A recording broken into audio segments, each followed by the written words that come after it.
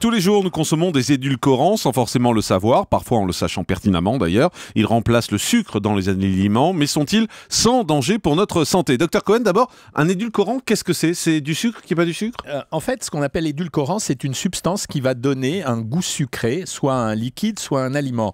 Le principal édulcorant qu'on connaisse, c'est le sucre. Non, c'est le sucre. Ah oui. Et après, dans la famille des édulcorants, vous avez les édulcorants nutritifs, comme le sucre, qui contient 4 calories par gramme, et vous avez les édulcorants non nutritifs, qui apportent 0 ou quasiment 0 calories, comme tous les édulcorants que vous utilisez dans vos boissons pour sucrer vos cafés ou pour agrémenter un yaourt. Moi, je pensais qu'un édulcorant, c'était justement du sucre qui n'était pas du sucre. Donc, c'est pas ça du tout. Édulcorant, c'est sucré, et édulcorant non nutritif, c'est ces substances. Alors, dans la famille des édulcorants non nutritifs, on a ceux qu'on peut extraire de façon naturelle et ceux qu'on va fabriquer. Alors, dans ceux qu'on va fabriquer, les plus anciens, c'était la saccharine, les cyclamates. Ce sont des édulcorants qui ont été abandonnés parce que les tests qui ont été menés sur ces édulcorants n'ont pas été démonstratifs d'une innocuité totale. Donc, on les a abandonnés, d'autant plus qu'on en avait d'autres. Et c'est à ce moment-là qu'est arrivé le grand édulcorant du siècle, qui est l'aspartame. Pourquoi? Parce que c'est une substance qui a un pouvoir sucrant qui est environ 200 fois supérieur à quantité égale à celui du sucre.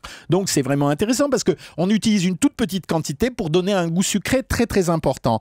Alors l'aspartame a été complètement stigmatisé à un moment donné. Cette stigmatisation, elle s'est opérée sur le fait de quelques expériences qui ont été rejetées par les comités scientifiques, non pas pour une question de complot, c'est parce qu'on n'avait pas l'assurance que ce produit soit réellement dangereux. Alors notamment, on disait que c'était susceptible de déclencher des cancers du vagin chez des petites souris dont la maman avait absorbé énormément d'aspartame. Deux problèmes. Premièrement, cette expérience était mal validée et deuxièmement, les doses auxquelles ça se faisait étaient des doses qui étaient 40 fois supérieures à la consommation d'un adulte. Ce qui veut dire que pour atteindre ces doses, il faudrait consommer quasiment 40 soda light par jour, accompagnés de yaourt avec de l'aspartame, etc., etc. Mais la rumeur a pris court, comme c'est souvent le cas dans notre métier, et l'aspartame a été totalement stigmatisé. Et c'est là où intervient deux édulcorants que personne ne connaît, l'un qui s'appelle le sucralose, et ceux qui sont attentifs à cette émission.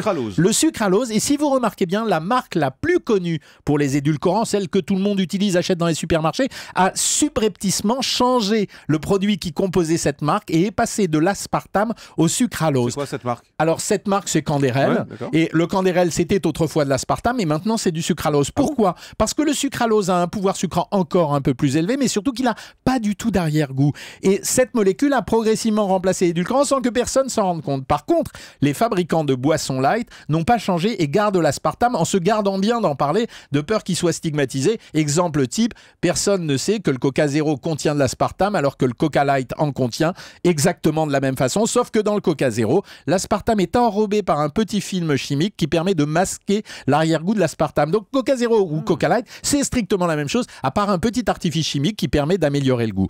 Et il y a 3-4 ans est apparu un produit qui s'appelle le stevia. La stevia. En fait, c'est quoi la stevia?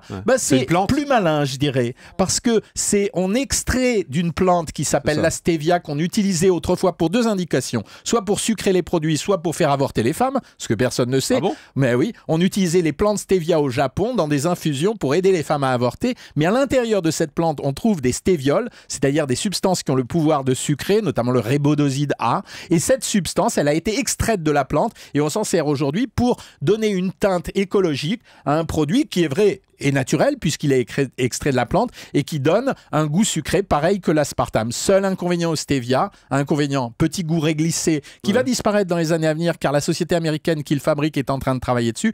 Deuxième inconvénient du stevia, deuxième avantage du stevia, ça se fait cuire. Donc c'est extrêmement intéressant pour les pâtissiers, les amateurs de gâteaux qui peuvent faire cuire ces produits. Quoi qu'il en soit, à l'heure actuelle, les édulcorants que vous consommez, je suis formel là-dessus, malgré toutes ces rumeurs qui courent, aux doses que vous consommez ne sont absolument pas dangereux pour vous. Et l'aspartame a été définitivement innocenté l'année dernière par la Commission européenne en disant il n'y a pas de risque à en consommer. Bien entendu, si on a quelqu'un qui consommait 100 boîtes de Coca Zéro par jour, on ne sait pas ce que ça donnerait. Mais aujourd'hui, il n'y a pas de risque à consommer ces édulcorants. Et tout le monde affirme que c'est un excellent moyen de lutte contre l'obésité et contre l'augmentation du surpoids dans les sociétés occidentales. Juste, Dr Cohen, juste sur la stevia, je m'arrête parce que vous avez dit quelque chose qui a pu faire sursauter les gens. Vous avez dit que c'était utilisé à une époque pour faire avorter les femmes enceintes. Est-ce qu'il y a un risque aujourd'hui pour les femmes enceintes qui prennent de la stevia? Non, alors on l'a évoqué, mais non, parce que les substances qui faisaient avorter étaient dans la plante stevia et elles n'étaient pas dans le produit qui est extrait. C'est-à-dire que le stevia aujourd'hui que vous achetez pour édulcorer,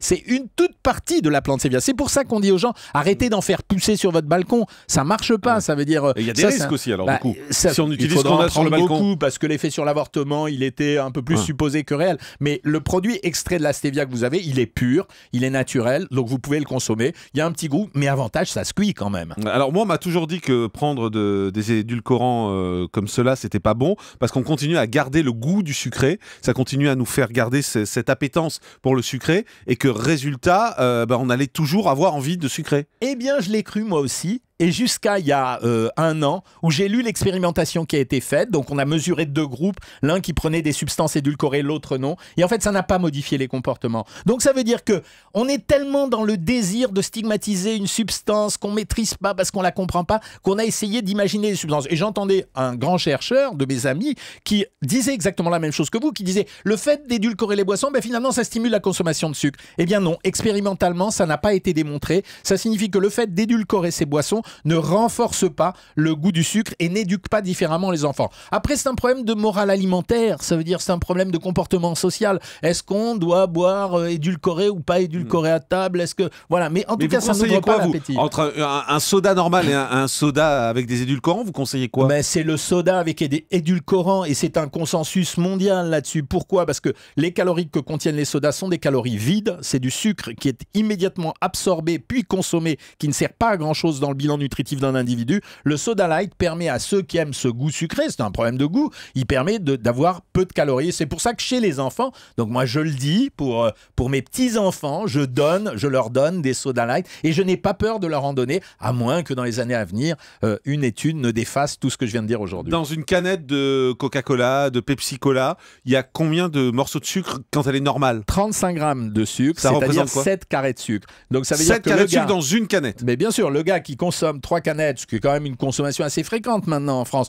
3 canettes de coca ou de n'importe quel soda, on parle toujours du coca, mais de soda, consomme 35 carrés de sucre. Et j'en profite pour dire, ça suffit avec l'histoire des jus de fruits. Les jus de fruits qu'on achète en supermarché, pur jus, pur machin, pur bidule, pressé, etc., c'est exactement la même problématique. Mais on dit aux gamins, bois du jus d'orange plutôt que du coca. C'est encore un fantasme. La nutrition est pleine de rumeurs et de fantasmes. Ça contient exactement les mêmes taux de sucre. Ça pose exactement les mêmes problèmes. Ces jus de fruits sont en général des substances aromatisées, sucrées, dans lesquelles on rajoute des vitamines de synthèse, 24 mg en moyenne pour 100 ml, c'est-à-dire un 20e de comprimé de vitamine C à 500 mg. Docteur